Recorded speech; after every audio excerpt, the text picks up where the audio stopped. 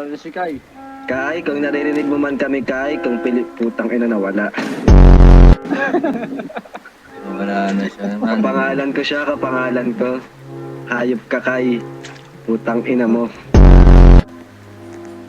Wala daw man. Puro boring server dito man.